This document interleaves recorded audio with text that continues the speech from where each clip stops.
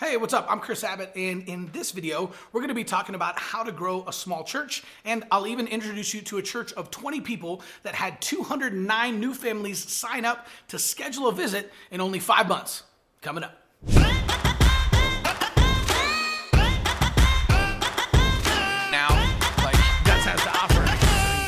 Hey, what's up? Welcome back. My name is Chris Abbott, but all my friends just call me Abbo. And if we're meeting for the first time, I have been helping thousands of churches use social media and technology to be able to reach thousands of new people and actually grow their church. All right, so in this video, we're going to be sharing with you a couple of tips to be able to grow a small church specifically, and I think it's going to be a little bit different than probably what you were expecting, so let's dive in. Okay, so years ago, there were two teams that were in a race to make it to the South Pole. Right? So they both wanted to be the very first person to make it to the South Pole. And so they had two very different strategies. The first team decided that they were going to go hard every single time the weather was really good, right? So if it was sunny, the weather was good and it wasn't snowing that bad, they might march 50 miles, 60 miles, 70, 100 miles, and they'd go as hard as they could on the days that were good. And then whenever the days were bad and there were blizzards or they were stuck inside, they would just hunker up in their tent, they'd conserve their energy, and they'd wait until the weather cleared, and then they'd go hard again. The second team decided that they were going to go 20 miles every single day,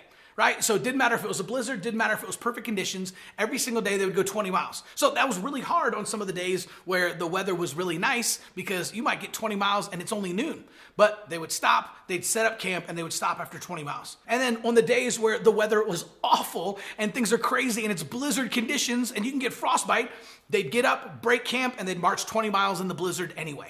So it was the second team. The one that went with a 20-mile march actually made it there a month before the other team. They were able to plant their flag, set up camp, and then turn around and head back safely and got the whole team out. While as the team that went hard every single day and hunkered down when things were bad actually made it a month later, they made it too late in the season, and on the way back, their entire team died except for the leader. Right? And so this timeless principle is something that we can apply to how to grow our church. So this story illustrates a timeless principle that we can use to grow our own churches, right? So step one is create your 20-mile march. Okay, so what exactly is that for you? What can you do every single day, no matter what, in order to reach more people, grow your church, and get the word out? So, for example, there is a YouTuber by the name of Unspeakable, and this kid decided to go on and he said, you know what, every single day, I'm going to post 2 YouTube videos of me playing Minecraft. Now, I don't know about you, watching kids play video games is not my idea of a great time, but this guy's actually really, really entertaining, right? You can go look it up, Unspeakable, and he literally just posts videos of himself playing Minecraft and kids love him. He has millions of people that follow him and watch his videos. And literally, he was 15 or 16 years old, and his 20-mile march was that he decided every single day, no matter what, I post 2 videos of me playing Minecraft. So it didn't matter if it was a good day, it didn't matter if it was a bad day, it didn't matter if he had a lot of homework, or if he was sick, or if he got a girlfriend. No matter what, every day he woke up and he posted 1 video in the morning and 1 video in the afternoon. And you know what happened?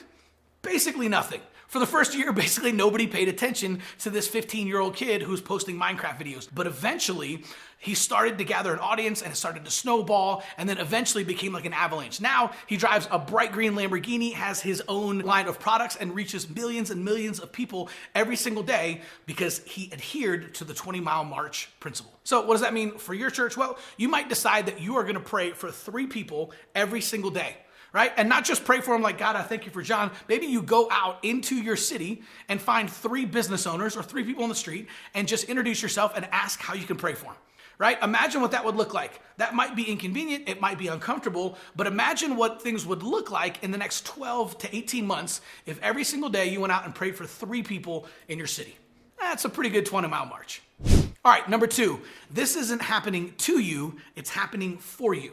So this is a mindset shift, and it's easy to get caught up sometimes in our lack of resources or our lack of volunteers or the things that seem to be happening to us, right? Like, oh my gosh, it always rains on Sundays and then half our people don't show up. Or, man, we had a big blizzard and shut our whole town down and nobody came to church. Or maybe there was a global pandemic and the entire world shut down for months at a time. But it's important to shift your mindset. And if instead, every time something happens, you tell yourself, wait a second, this isn't happening to me, this is happening for me. it will completely change your mindset. It'll change the way you look at everything. So maybe you say, oh, perfect, it's raining outside. Not as many people are gonna show up today. Man, it's gonna be much more intimate, and maybe we can have an extended worship time, right? Or maybe you can say, man, there's not gonna be that many people out here. Maybe I can personally sit around and pray for every person that shows up that wants prayer today after service. Right? Or maybe it just gives you an opportunity to be able to connect with almost every single person that showed up, ask them how they're doing, ask about their family, right? And ask about any prayer requests they have, right? So no matter what it is, change your mindset. This isn't happening to you, it's happening for you, and then go figure out how you can make that work for you. Number 3, your limitations are your unfair advantage.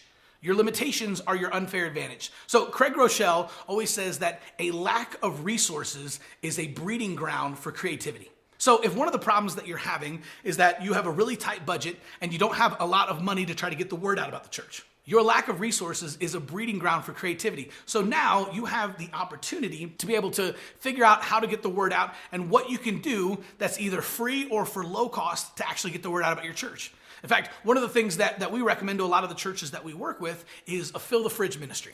Right? So you can go out to your local elementary school or middle school or high school or all of the above and just go to the principal and say, hey, I'm Pastor Chris with Guts Church. Man, if it's okay with you, I just want to let your teachers know how much we appreciate them. I know they work so hard and things are crazy right now with all the distance learning and virtual learning and everything that's going on. Man, if it'd be okay with you, I'd love to come out once a month and just fill the fridge in your teacher's lounge and then maybe just leave out like some cookies and different snacks for the teachers just to show how much we appreciate them. This is something that's going to speak volumes to the principal and to all the teachers that are in there, right? So once a week you come out and you just drop a bunch of sodas and different drinks in the fridge and you lay out some Little Debbie's or you have some people in the church bake some cookies or a cake. You just put out some snacks out there and then you leave a note on the fridge that just says, we filled the fridge.